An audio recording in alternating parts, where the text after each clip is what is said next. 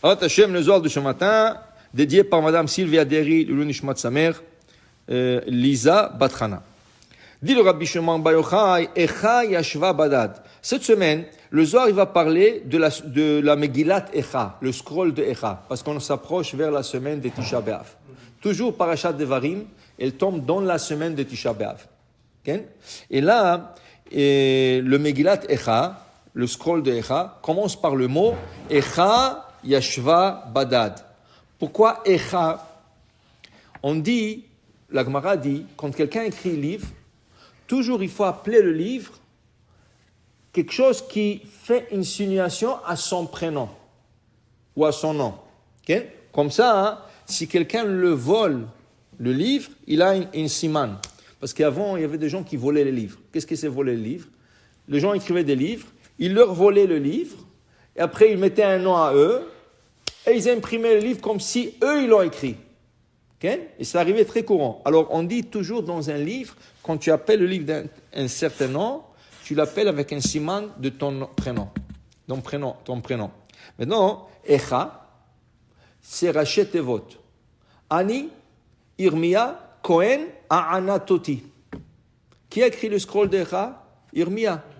Qu'est-ce qu'était Irmia? Un Cohen. De quelle ville venait Irmia? Anatot. Alors, Ani, Irmia, Cohen, Aanatoti. Il a scellé son nom, le premier mot du scroll. Echa. Que personne ne peut dire un jour que lui, Hachem, s'est dévoilé à lui. Et lui, il a dit ce scroll de Echa que nous lisons le jour de Tisha B'Av. Et ici, Rabbi Haninaï et Rabbanan, Patri Vamri Kera, Badam Arishon. Rabbi Haninaï et Rabbanan, ils ont étudié Parashat Devarim avec le livre de Echa.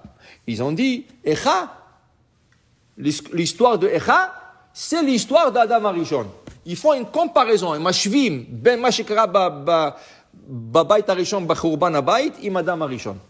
C'est quoi la comparaison? Quand il y avait Jérusalem, le premier temple, qui a construit le premier temple? Le roi Salomon. Le roi Salomon, il y avait une richesse, une abondance dans Israël, j'ai jamais vu. Les trottoirs, la Gemara dit, les trottoirs de la rue étaient faits en or. Personne n'est venu de la maison avec des marteaux pour casser un morceau, pour prendre la maison. Pourquoi? Vezahav kechol hayam.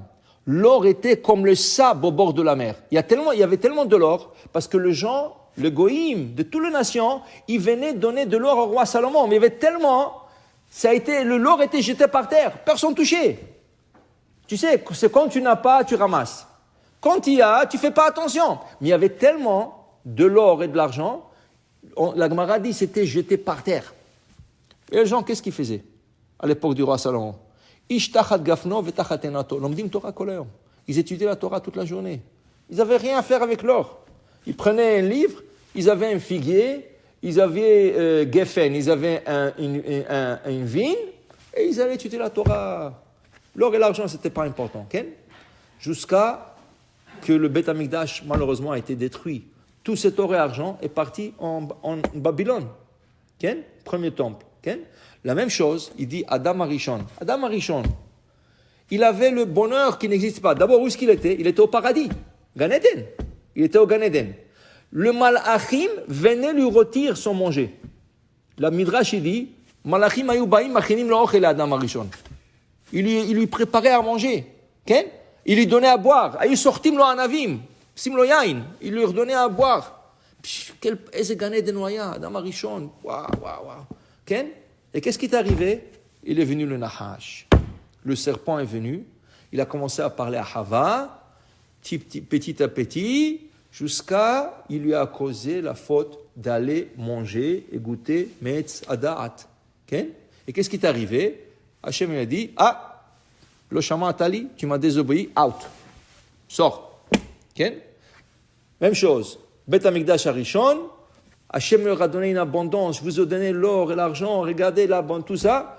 Vous ne m'avez pas écouté, vous avez fait Avodah Zara, Giloy Arayot, adultère, Shvichut Damim, vous êtes tués entre vous, alors vous ne méritez rien. Out. Ou out, exil, Babylone. Okay? Alors le Chaverim, Rabbi Hananaï et Rabbanan, quand ils étudiaient le scroll de Echa, ils faisaient une comparaison avec Adam Arishon. Okay? C'est la même chose.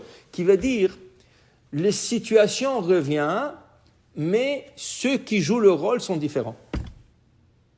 Toujours, Kol hamatzavim shayu pa'am chozrim al atzmam. Ça revient. Alors c'est pour ça que Rabbi Shimon Bar Yochai nous explique dans Parashat Shemot que la sortie d'Égypte va retourner. C'est qu'on est sorti d'Égypte, ça va retourner. Dans nos jours à nous. Comment? On est sorti d'Égypte, d'exil, on est venu en Israël. La même chose. On va sortir de l'exil. Avant c'était Égypte, maintenant c'est l'exil. On va retourner. Mais qu'est-ce qui est arrivé à la sortie d'Égypte?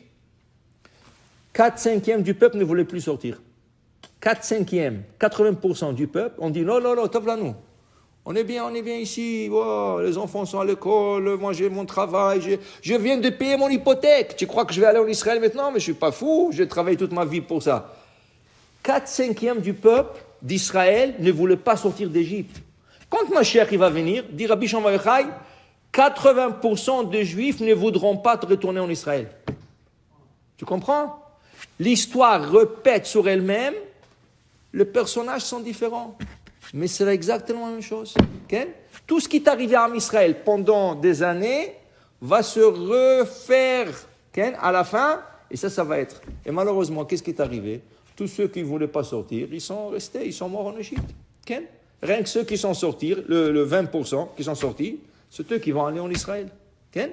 Alors pour dire, il ne faut pas répéter les mêmes fautes. L'olach sera la taoyot. Il ne faut pas répéter les mêmes fautes. Tu comprends? Alors il dit ici, c'est pour ça qu'ils ont fait la comparaison entre Echa, le premier temple, et Adam Arishon.